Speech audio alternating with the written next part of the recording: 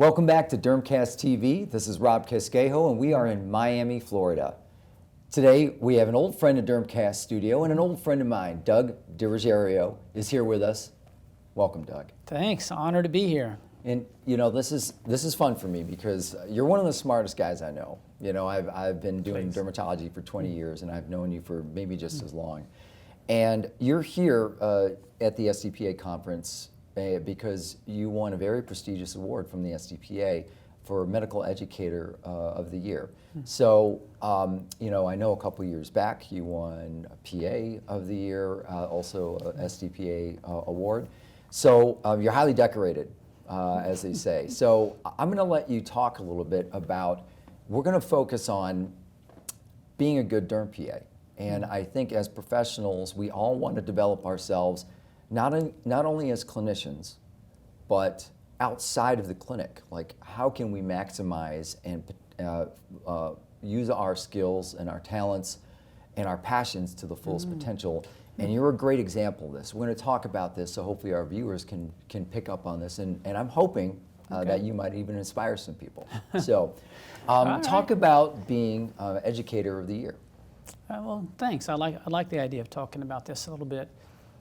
You know, it's a tremendous honor to receive this award, and it really matches up with the passions that I have, that I've had up to this point, and that I want to leave kind of as a legacy for my years of practice.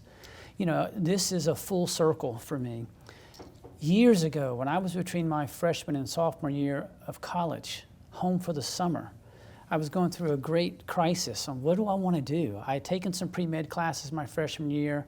I was playing a Division I sport, and that took precedent. My grades weren't great, but I was thinking, I really think I want to go into medicine. But I was also very inspired by teachers and coaches I had, and I really thought maybe what I'll do is just become a biology teacher and a soccer coach. And I really had strong draws towards both of those. And I remember that summer I went to a friend's church. I went up front to meet with some folks to have them pray for me, and I just said, you know, I don't know what I want to do. Didn't give them any particulars at all. Didn't say anything. I said, I just want to receive some guidance, some peace about the direction I should step into as I enter this year. And this elderly couple just kind of stood there and prayed with me. And the man finished the prayer and he says, I feel like that what you're going to do is help people receive healing. He didn't know I had an interest in medicine or anything. And so I went back to school, and I decided to pursue all the pre-meds to open that door for me, and eventually went to PA school, and now I've been in PA for 25 years. But I always have had that desire in me to want to teach because I had been inspired by others.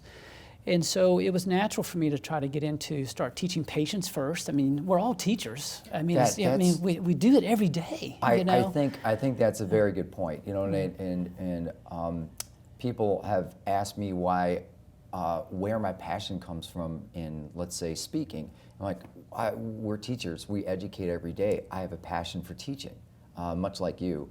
And I had no idea. That's a great story, by the way. So I'm sorry, go and finish. Well, that. I mean, it's just that's who we are. So to receive this recognition from the SDPA is kind of like it's become full circle to say, yeah, I called you to not just to medicine, but also to be a teacher in medicine. And so, and that's the greatest thing that I do. I have a lot of residents who rotate with me. I've done more than 12,000 hours of mentoring students in my career from more than 10 different programs and, you know, hundreds of students. And they all, I'm not a pimper. I don't hand them articles to read. We're going to discuss this tomorrow. They all consistently say when they leave, they say, I learned the most by just sitting in the room and listening to you talk to the patient. And so for me, I'm constantly wanting to perfect the 1-minute speech on this certain disease state, or what you need to know, and do you understand? And so that's where where my jam really is. But what it's translated into as I've gotten more and more into practice, you know, the inspiration to the younger derm PA is that, you know, the more you practice, the more your protocols and your treatment paradigms become second nature. So you're able to spend more time with the patient, to really talk to them about who they are, what they do, what kind of work you do, and you really become more endeared into their life, and then you begin to have an impact in that. And that allows you to, the diagnosis come a little bit quicker. You know, you've seen studies where to a dermatologist who's been in practice for 10 or more years, on average when they walk into the room, they have made the diagnosis, and have developed a treatment plan in less than 8 seconds, in the first 8 seconds of the visit. So the key is, and you and I can do that for a majority of patients. Now, there are always ones that make scratch your head. You got to back up and say, wait a second, let's ask some questions. Let me look all over, put this gown on. You got a rash, I got to see everything. You're not going to lift your shirt for me to really give you the best service, that type of scenario. But the key is making the patient feel like that they're getting more than an 8-second evaluation. If you've already Right. made up your mind, you walk in the Absolutely. door, inflammatory, coming acne, is it on your back, is it on your chest? Okay, this is what I'm going to do. You're going to be on 2 topicals, you're going to be on oral medication, da da da. And so the key is letting that patient feel like that they're part of that experience.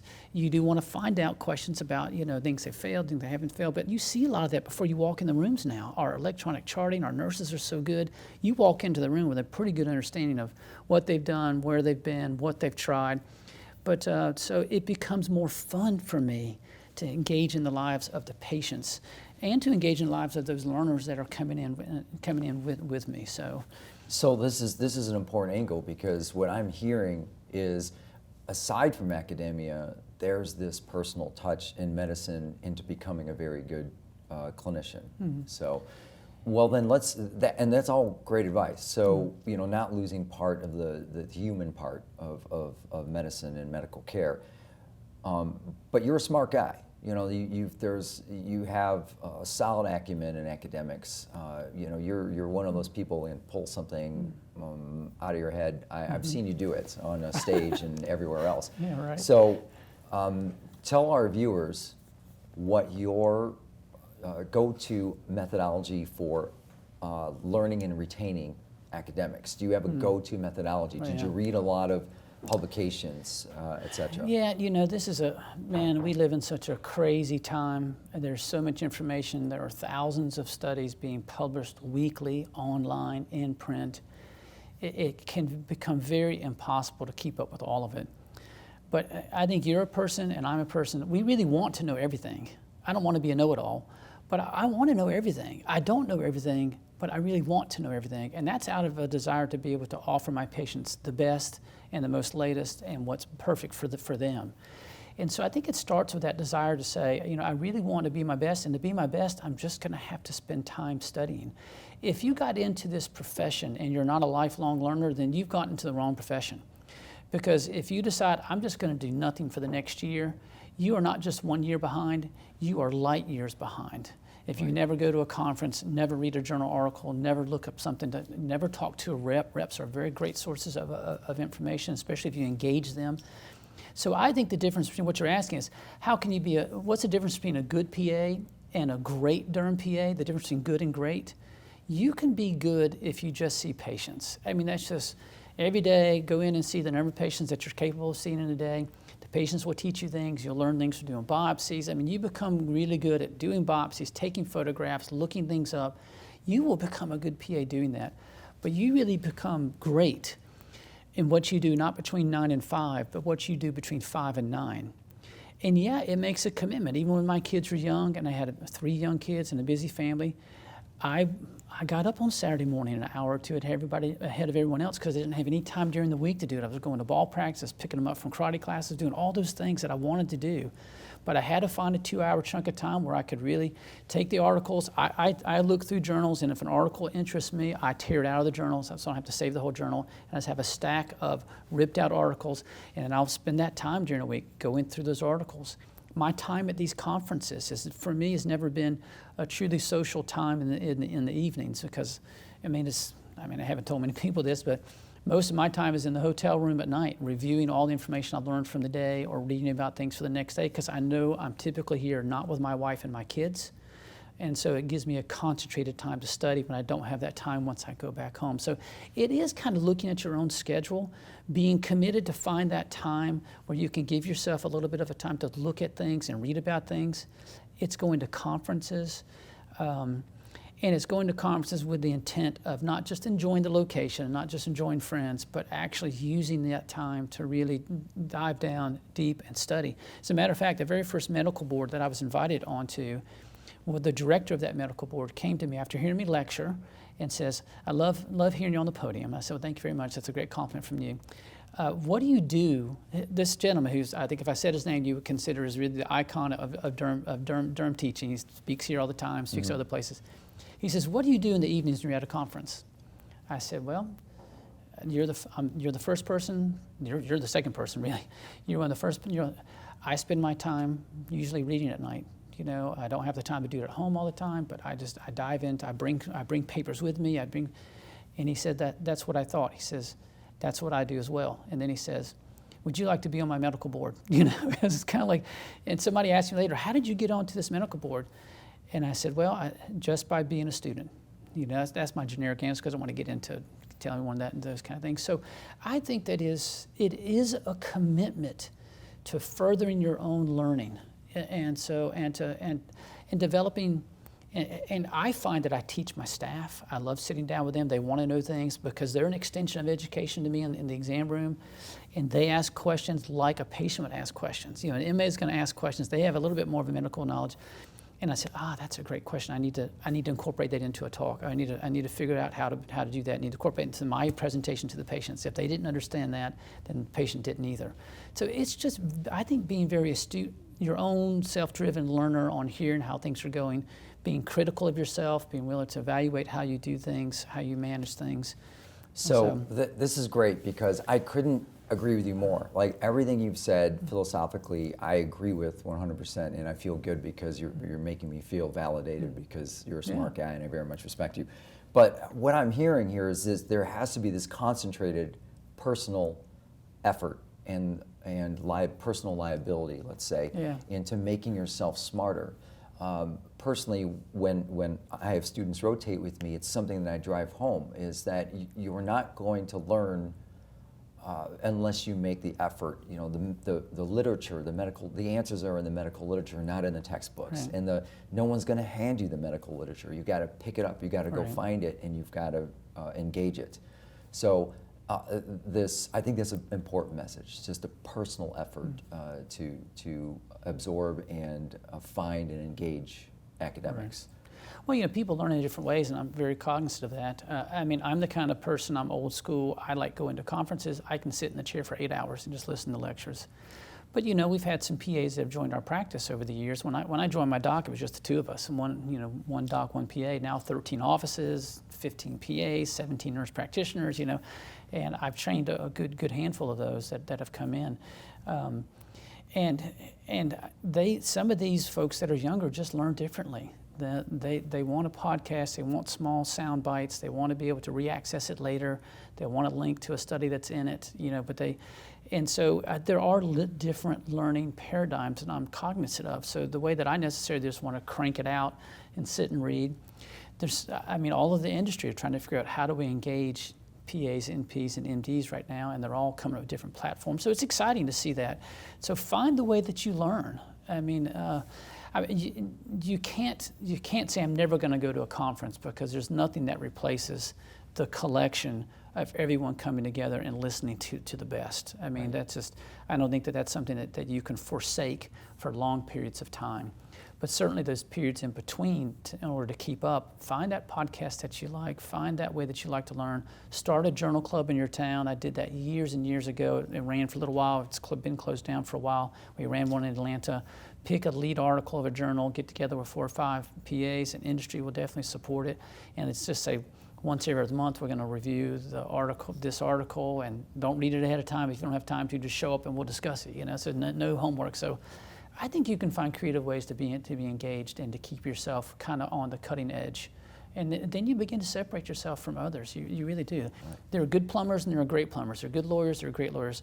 Good doctors and great. And I think in the dermatology specialty in particular, we separate ourselves from other specialties because we are focused on wanting to be the best at what we do, academically focused. I mean, when I go to the conferences here, people are taking notes. You can see there's an engagement there to really want to learn, and not see anything pejorative against other places. But when I go lecture at other conferences that are non-derm, talking about derm, just not the same level of engagement. I mean, when you step into derm, you realize there are 3,000 distinct dermatology entities. Yeah. And man, there's a lot to learn about each of them. Absolutely. I think sometimes, you know, to your point about learning, I think sometimes the most poignant things are said by the lecturers off the slide. They'll say something and it's like, I never knew that. And it's not on the slide necessarily, it's just a quip that they bring from their own experience. Right. So I think that there's, the reality is that there are things that happen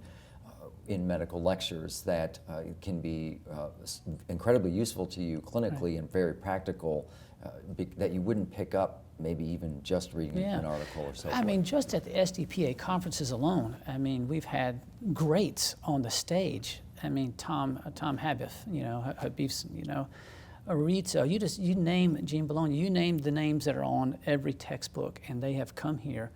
And you don't want to miss an opportunity to hear those folks. I remember a few years ago at our conference that Dr. Aritzo came, and he didn't even have a slide. He spoke for 55 minutes just talking about different pearls and clues to patients he'd seen in the last 2 weeks in his clinic. It was like rotating with him for 2 weeks. Yeah. Totally captivating. And if you, it's stand-up dermatology. Yeah, it was. And so you're exactly right. There's this inorganic component. Now, your first few years of practice, you're writing down everything because everything is just something that's a pearl to you.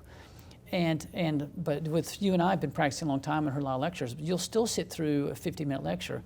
You may come away with 2 pearls, but those 2 pearls are just as precious to you as the 20 pearls you got in your first 3 years of practice listening to someone talk about the same subject, because you're kind of like, wow. Yeah. So a lot of it becomes validation. So it's not that you've come away with something you've never heard before that's important to you. It's that they are affirming what you're doing is still current that becomes so important to you.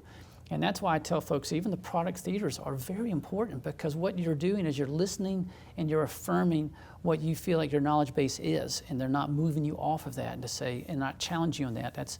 You want to be challenged, but if you feel like you're going through that and say, okay, I understand that, I do that, oh, I like the way they said that, I'm going to try to remember to say it that way. It becomes so to where every lecture has its worth. Right. It's not like looking through and saying, oh, sometimes this, sometimes that. Yeah, I mean, if you don't do cosmetics, okay, then going to cosmetic lecture maybe is not your cup of tea.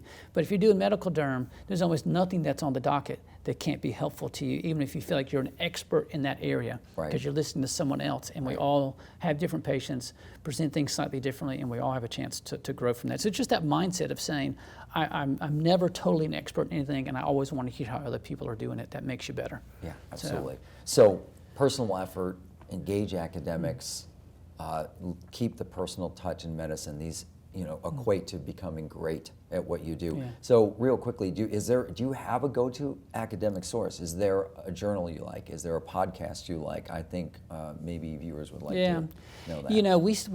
We struggle as dermatology NPs and PAs to get access to the Blue Journal. So that big, heavy academic journal is one that I sometimes can grab off the doctor's desk and look at the article and look through it. So those heavy academic journals obviously are paramount. But I really think the ones that we get on a regular monthly basis that just have really quick informational, like the Dermatologist and JCAD that comes to us all the time. I mean, these are ones that I cruise through and say, oh, that's a pretty interesting article, and read about it, but then it piques my interest to go then look things up. Right. So it's a question of use what you got, is what I'm saying in terms of what comes to your office. And so I don't like the term throwaway journal. I mean, we know some journals have a high academic index and others don't. But it doesn't mean that there's not a subject matter, because the experts are putting stuff into those throwaway journals. I mean, so I don't consider any journal a throwaway journal. Right. Every month there's at least one thing I'm going to tear out and set to the side. I want to look at that later. If it's on probiotic use for atopic dermatitis, oh, that's pretty interesting. Well, it's written by Peter Leo, who's an expert in that, or Dr. Simavani. So yeah, if they don't mind putting things inside those types of journals to capture a larger crowd, then I don't mind reading about it. So yeah, I think that's it.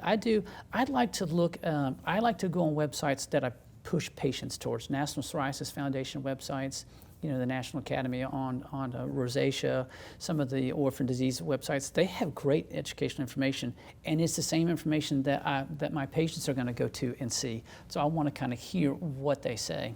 Dermcast, I'm telling you, Dermcast, I'm not trying to be self-promoting, but what an awesome way to hear interviews with people and hear what they're saying. So I think Dermcast is an excellent podcast source. And then there there's so many podcasts out there. I had someone the other day tell me that they just, a female in my practice says, I follow a woman who's a female dermatologist, and she puts out a podcast about just living as a mom, as a dermatologist. She talks about a couple interesting patients she had, but she also talks about the struggles of getting home and getting dinner on the table, and so I just really relate to her. So I think it's finding something that's relatable and something that's really academic and having a bounce between the two. Because if it's Blue Journal every single month, which I personally wouldn't mind, I'm not sure that's the best way for somebody who's just getting into it, because the other side of it, Rob, too, the last thing I would say is make that effort to really learn. Go online, Google how to analyze a scientific study, Google what does NRI mean versus loss of follow-up, how is a study powered.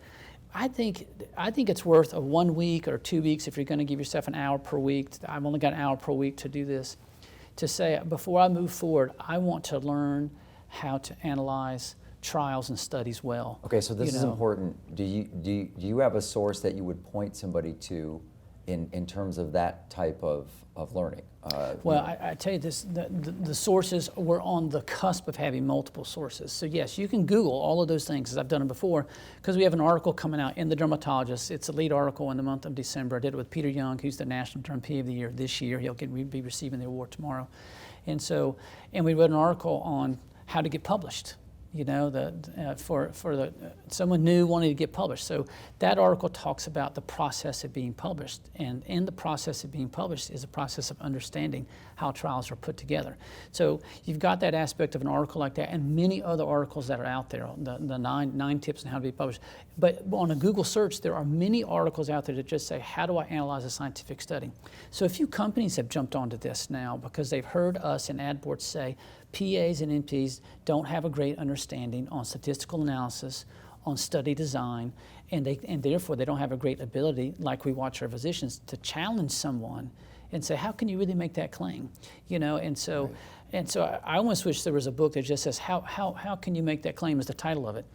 And so there are a couple educational initiatives that will be coming forward in 2023 by a few pharmaceutical companies, I can't divulge it now, on teaching modules, on product theaters, and on a series of articles that are going to go through, because I'm an author on 2 or 3 different articles that are looking at statistical analysis for dummies, so to speak, and I consider myself that, as well.